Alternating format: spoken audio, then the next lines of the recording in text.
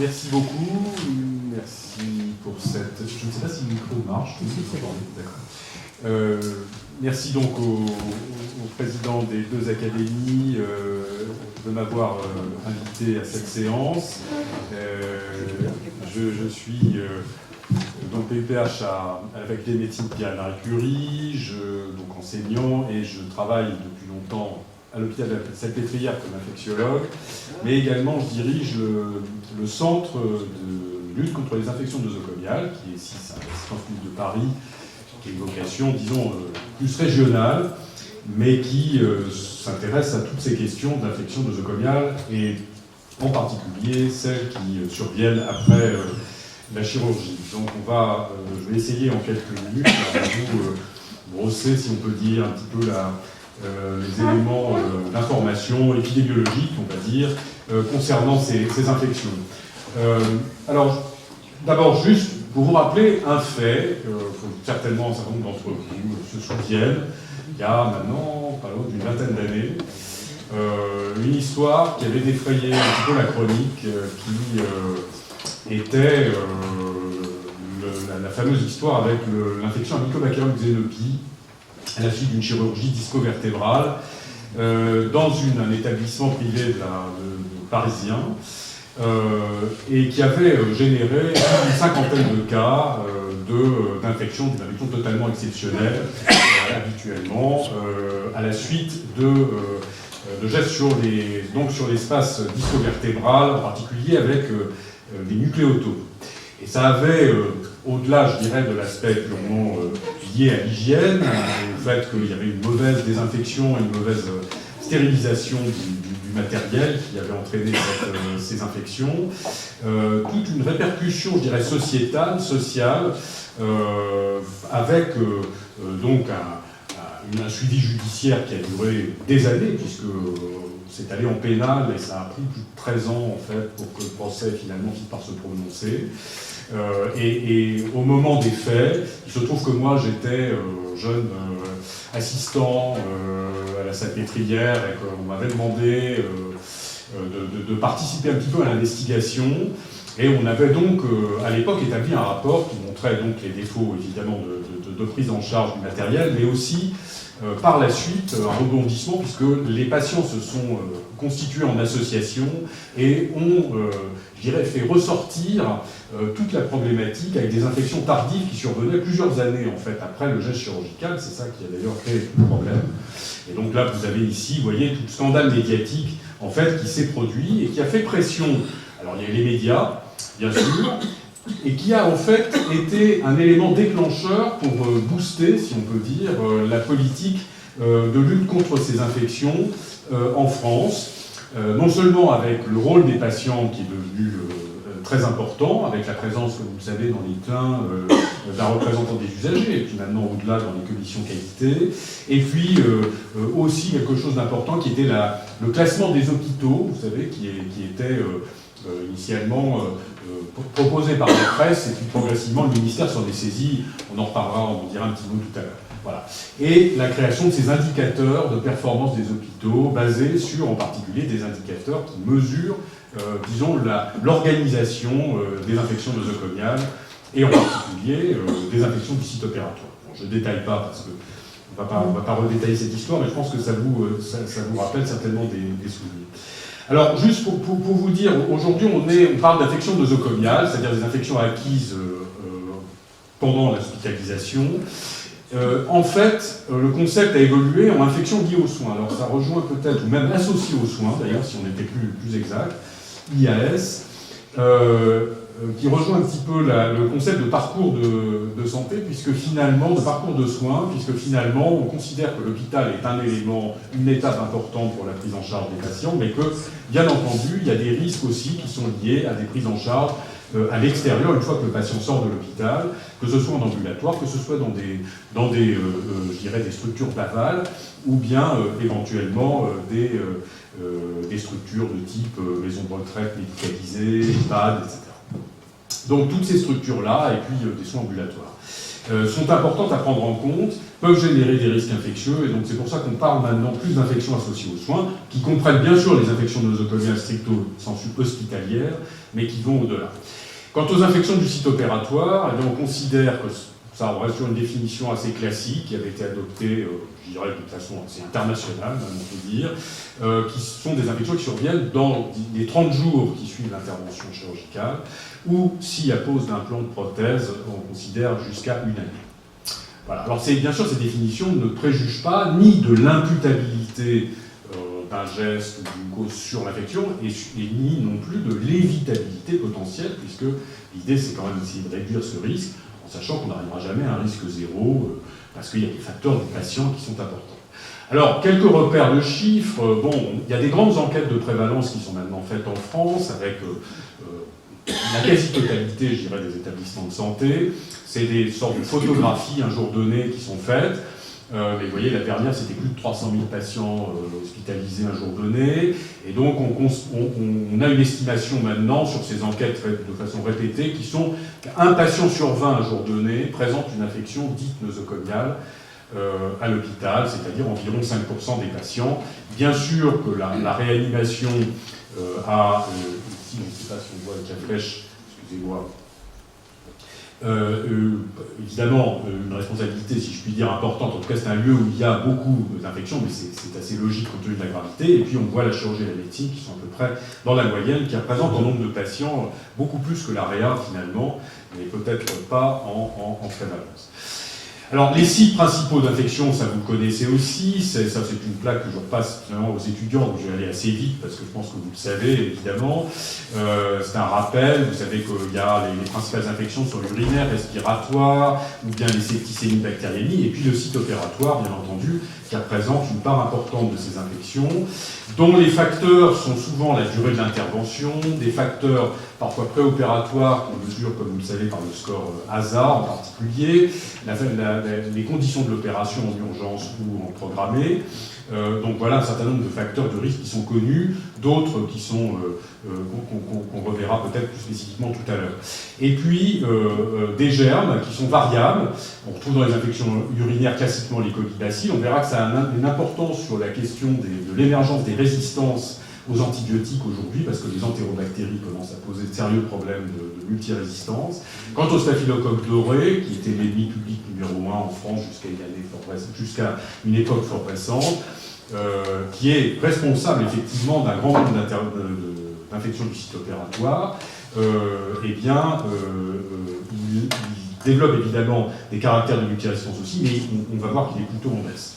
Voilà, donc ça c'est... Et puis alors, quant aux mesures de prévention, je ne les détaille pas, mais évidemment en chirurgie, c'est beaucoup la douche préopératoire, la préparation cutanée préopératoire, et aussi les protocoles d'antibioprophylaxie qui sont importants. Une étude européenne qui vient de sortir, qui montre les années potentielles de vie perdues ou avec incapacité, c'est-à-dire en gros ce qu'on appelle en anglais le burden, c'est-à-dire le fardeau que représentent ces infections, l'impact finalement qu'elles représentent. Et on voit qu'en fonction du site, alors je ne sais pas si vous arrivez bien à lire, parce que même moi je crois que c'est un petit peu petit, c'est importé directement de l'article en anglais, mais en gros vous avez ici les pneumopathies, donc qui sont le principal impact en termes de mortalité des infections. Puis après, vous avez les septicémies, bactériémies, et en troisième, vous avez les infections urinaires, et puis les infections du site opératoire, qui représentent aussi la quatrième cause, mais peut-être un peu moins en termes de mortalité. Aux États-Unis, il y a eu une estimation sur l'évitabilité potentielle de ces infections, mais qui restent des estimations en compilant différentes études qui sont relativement imprécises, comme vous pouvez le voir, puisqu'on a des fourchettes qui vont en gros de 20 à 80%, et donc ça veut dire qu'on ne sait pas très bien en fait combien exactement d'infections sont évitables, quel que soit le site infectieux. Longtemps, on a avancé l'idée qu'on pouvait réduire de 30% environ ces infections, et c'est un petit peu probablement ce vers quoi on va dans les estimations actuelles. Alors l'autre point dont je vous parlais, c'est l'émergence des résistances aux antibiotiques, quelles que soient les infections en cause, en particulier avec le SARM. Vous voyez ici une surveillance qu'on a dans le réseau national en France sur la quasi-totalité des établissements de santé. Et on a vu, au début des années 2000, on avait vraiment des taux élevés de SARM, c'est la courbe bleue que vous voyez ici, puis progressivement, on a une diminution qui se confirme d'année en année, vous voyez, jusqu'aux dernières estimations ici, alors que, de façon presque antiparallèle, si on peut dire, ou perpendiculaire presque, une augmentation progressive des entérobactéries multirésistantes qu'on appelle BLSE, c'est-à-dire bêta-lactamase à spectre élargi, ce qui veut dire qu'en gros elles sont résistantes, ces infections sont résistantes aux céphalosporines de troisième génération, et donc les seules qui deviennent efficaces sont les carbapénèmes, et malheureusement, même avec ça, on voit émerger maintenant, c'est ce qu'on voit dans le graphique du haut, alors là vous ne voyez peut-être pas, mais en gros c'est l'Europe, et dans l'Europe il y a des pays du Sud, vous voyez ici l'Italie, la Grèce par exemple, qui commencent à voir émerger un taux inquiétant de ces entérobactéries qui deviennent résistantes à quasiment tous les antibiotiques, sauf la colistine, mais vous savez que c'est un antibiotique qui n'est pas facile à manier, et donc il n'y a plus aucun antibiotique disponible sur le marché aujourd'hui qui est efficace contre ces bactéries, ce qui pose quand même un véritable problème. Voilà. Et on a des signalements en France régulièrement de ces infections bactériennes. Alors, quant à la prévention, vous la connaissez, là je passe assez vite, c'est bien sûr le masque. Alors, en chirurgie, bien entendu, c'est autre chose, ça c'est les préventions, c'est les mesures habituelles qu'on appelle les précautions standards d'hygiène. L'hygiène des mains est évidemment capitale, l'isolement des patients porteurs, qu'on appelle maintenant les précautions complémentaires. Je passe assez vite, vous connaissez. Un point important sur l'émergence, c'est évidemment une façon de lutter contre la transmission de ces germes, et puis une autre façon de lutter contre l'émergence des résistances, c'est bien sûr de réduire l'usage des antibiotiques inappropriés. Alors c'est aussi vrai pour l'antibiothérapie curative, et on voit ici sur ce graphique de surveillance des consommations en France qu'on a une augmentation progressive. Alors ça s'est un petit peu atténué ces dernières années, donc peut-être on peut espérer que ça va commencer à s'infléchir. Ça c'est uniquement à l'hôpital. En ville ça continue à monter, je ne passe pas la courbe ici, mais c'est pour une croire sur parole. Et on a un mal fou en France à contrôler l'usage de la quantité finalement d'antibiotiques consommés, qui est donc un facteur de sélection évidemment majeur pour ces infections multirésistantes. Donc ça c'est vraiment un des axes très importants aujourd'hui. Alors pour les infections du site opératoire, les infections du site opératoire, voilà des données issues du réseau national de surveillance des infections du site opératoire. Vous savez que ce réseau est basé sur le volontariat en fait, de participation des services de chirurgie. Il y a des outils en fait, de surveillance qui sont proposés par le centre dont je m'occupe, le CECLIN, aux différents services qui le souhaitent, et on demande à chaque service volontaire de surveiller environ 3 mois par an une série de malades qu'on leur demande de suivre jusqu'à 30 jours après l'intervention chirurgicale s'il n'y a pas de pose d'implant. Et s'il y a pose d'implant, alors on dit que c'est un peu compliqué de suivre au-delà, donc en fait on dit 30 jours. Voilà. Ce qui donc pose un petit problème pour la surveillance des infections sur prothèse, on va en reparler dans un instant. Mais toujours est-il que ce réseau est établi depuis maintenant presque une vingtaine d'années. J'ai vu tout à l'heure Jean-Louis Jost, qui était un des acteurs importants quand on a monté ce réseau ensemble il y a quelques années. Et je pense que ça a été la mise en place d'un outil extrêmement stimulant pour les équipes chirurgicales et qui a en plus fourni des données au niveau national pour permettre de suivre un petit peu la progression de ces infections. Alors vous voyez ici, il y a bon là c'est les dernières données qui doivent dater, vous voyez là j'ai la base nationale de 2014, donc c'est parmi les derniers chiffres dont on dispose. Il y a évidemment une différence, mais ça on pouvait s'y attendre, c'est toute infection du site opératoire confondue, donc ça ne tient pas compte des procédures elles-mêmes. Là, sur ce graphique, je vous montrerai des données un peu plus précises après. Mais vous voyez, entre l'urologie et la chirurgie, on va dire coronaire, et puis, évidemment, les chirurgies traumato, la neurochirurgie, il y a des différences de risques qui sont connues, qui sont publiées dans toutes les études, mais ça permet d'avoir des références. Quand on regarde les données microbiologiques, là, je ne sais pas si vous arrivez à lire, mais en tout cas, en vert, c'est les staphylocoques dorés. En rouge, c'est les entérocoques, et en bleu, c'est les bacilles gram-négatifs, en particulier les entérobactéries. Alors vous voyez, bon, pour la chirurgie digestive, évidemment, c'est logique qu'on retrouve une grande partie d'entérobactéries.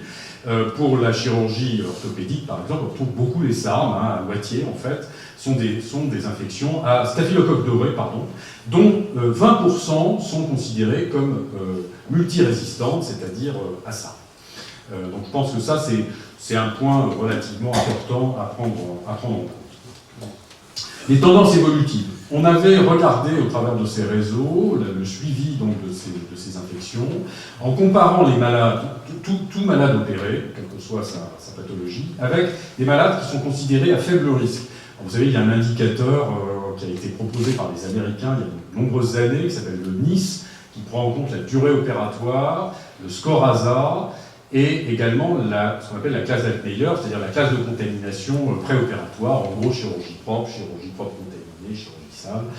Donc voilà. Et quand on prend les malades à faible risque, c'est-à-dire qu'ils sont considérés comme en NICE 0, c'est-à-dire qu'ils ont très peu de facteurs de risque, on a la courbe en bas, vous voyez ici en rose, et quand on prend quand on prend les malades tout venant, on a cette courbe-là. Et ce qu'on voit, c'est qu'il y a eu une diminution dans les deux groupes d'ailleurs, peut-être plus marquée dans le groupe sans facteur de risque. Ça correspond à le fait que j'ai fini, c'est ça? D'accord. Voilà. Non, mais c'était juste pour savoir si c'était. C'était ça. C'était le clocher, donc bon. Donc, qui a montré jusqu'en 2011 une diminution d'environ 25 à 30% de ces infections. C'est donc un progrès et qu'on a considéré comme étant un élément très positif avec un impact de la politique mise en place.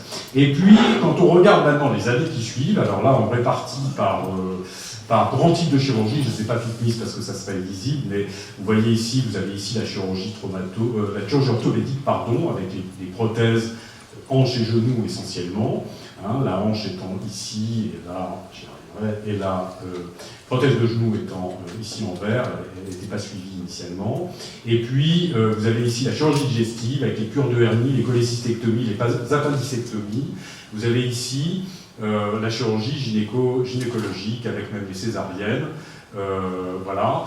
Et ce qu'on voit, c'est qu'on voit une réaugmentation significative des hernies, de la chirurgie mammaire et de la chirurgie après hystérectomie abdominale. Et il semblerait qu'en orthopédie, ça ne bouge pas trop, en sachant que c'est des taux qui sont quand même relativement faibles, puisqu'ils sont souvent inférieurs à 1%. Donc ça, c'est quelque chose qui nous inquiète, parce que, après tout, on était parti sur l'idée que ça marchait, et on a l'impression que pour certaines chirurgies, ça commence à remonter.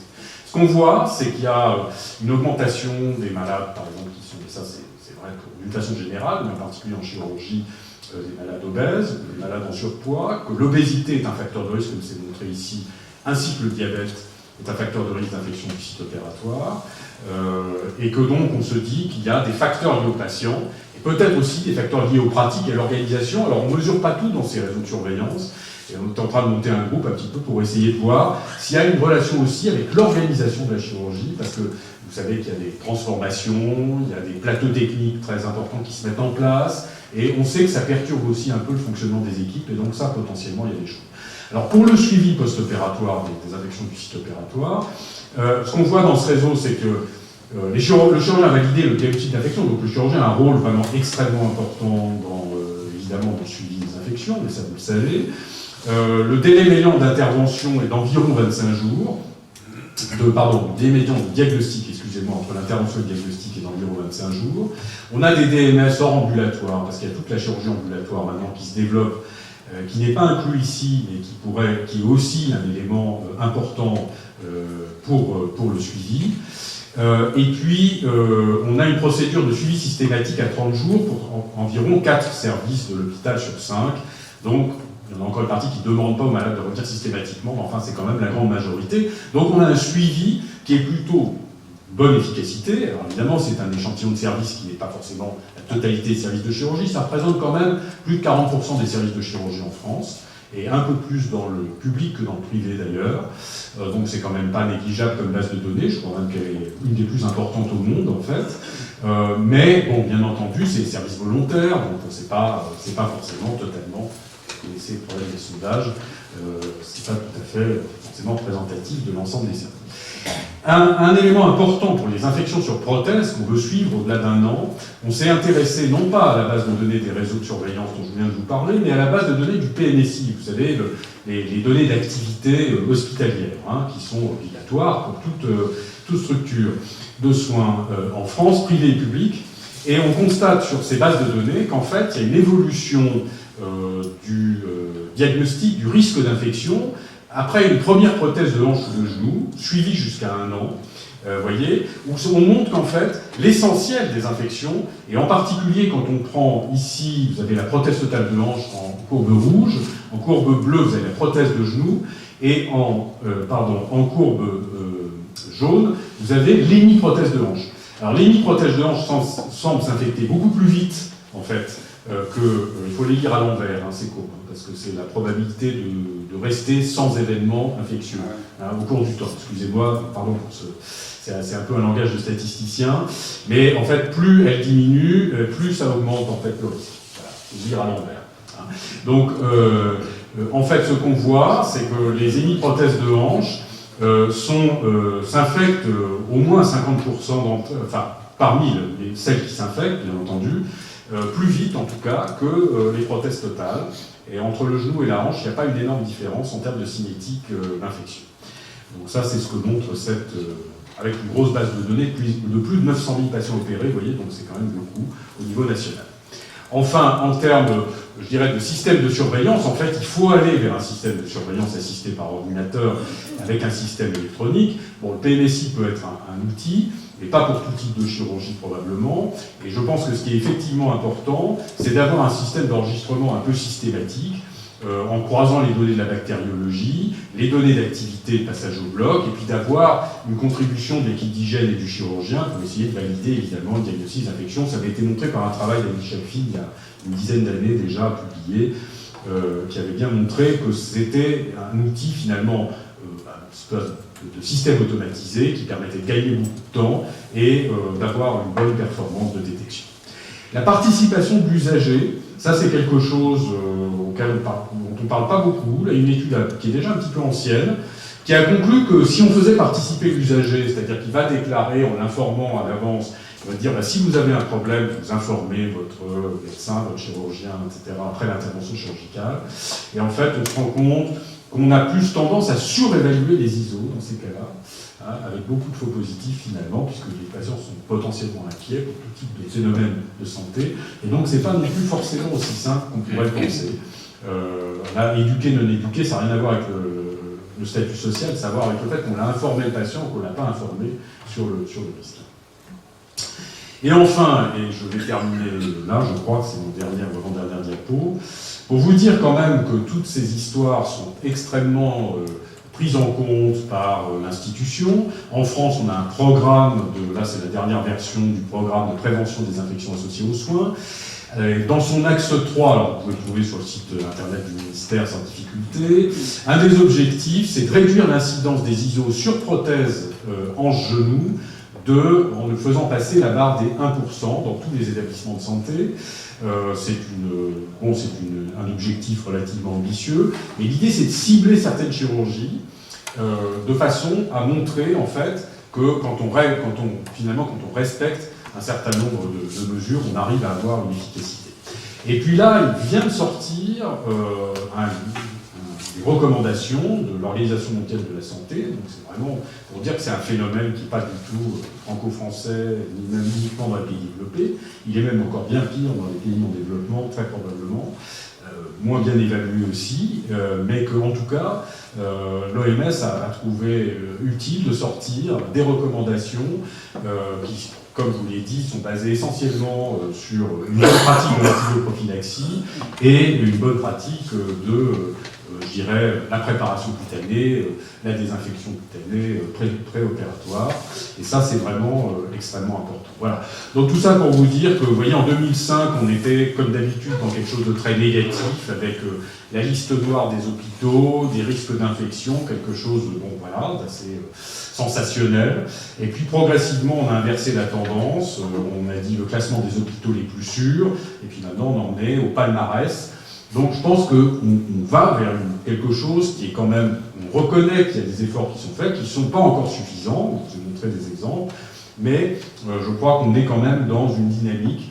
Et maintenant, la question est de savoir si les pratiques chirurgicales sont toujours compatible avec la prise en charge, avec l'évolution de la prise en charge des patients. J'entends les pratiques de prévention de ces infections, excusez-moi pour être plus précis, et si on arrive encore à faire appliquer finalement les bonnes recommandations avec les questions, je dirais, liées, comme je l'ai dit tout à l'heure, à l'organisation des services de chirurgie et des services de médecine d'ailleurs en général, qui est aujourd'hui en pleine évolution, pleine mutation.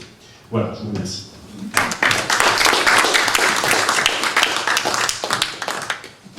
Merci. Je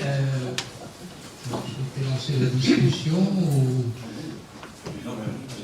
Moi, je voudrais poser une question. Un des grands arguments pour la chirurgie ambulatoire, c'est la diminution du taux d'infection. Alors, nosocomiales peut-être pas, parce qu'ils sont plus hospitalisés, mais liés aux soins. Est-ce qu'on a des données maintenant qui permettent de dire que cette hypothèse qui est avancée régulièrement se confirme, ou est-ce que c'est encore trop tôt, il n'y a pas encore suffisamment de développement de l'ambulatoire pour le dire? Alors, une des difficultés que l'on a pour évaluer la chirurgie ambulatoire, c'est que ce n'est pas la même chirurgie que la chirurgie traditionnelle. Enfin, je puis dire, souvent. Alors, parce que c'est... Voilà. Et donc, comparer une chirurgie avec des patients différents avec une autre chirurgie, c'est très compliqué de dire, il y en a une qui s'infecte plus que l'autre, puisque s'ils s'infectent moins, peut-être en chirurgie ambulatoire, oui, mais sauf que ce n'est pas les mêmes patients. Et donc, ça peut poser éventuellement un problème. Alors, on manque, il y a des études qui commencent à se faire, et qui montrent effectivement, qui semblerait qu'il y a un moindre risque, mais il y a un problème avec la chirurgie micro-invasive, par exemple, qui est plus volontiers en ambulatoire. Eh bien, le problème, c'est que ce n'est pas forcément les mêmes patients qu'on va opérer avec ce type de chirurgie que les patients qu'on va garder à l'hôpital. Donc, il y a un petit problème méthodologique pour répondre formellement à votre question. Alors, bien sûr, Corinne va argumenter sur ce sujet. Non, mais c'est vrai qu'on peut toujours acter de ça. On a quand même montré que pour la même intervention, comme la cure d'éventration, avec le NIS 0, de façon significative, il y a même moins d'infections nosocomiales. Je crois que c'est même un chiffre du Séclanor, il y a moins d'infections nosocomiales en chirurgie ambulatoire qu'en chirurgie conventionnelle. C'est des chiffres un petit peu anciens, je pense que ça a beaucoup évolué maintenant, parce que la chirurgie ambulatoire se développe beaucoup. Donc, justement, c'était ma première question. Est-ce qu'il est vrai que vous ne surveillez plus les infections nosocomiales en chirurgie ambulatoire? Alors, non, c'est pas vrai. C'est-à-dire que... alors, il y a eu...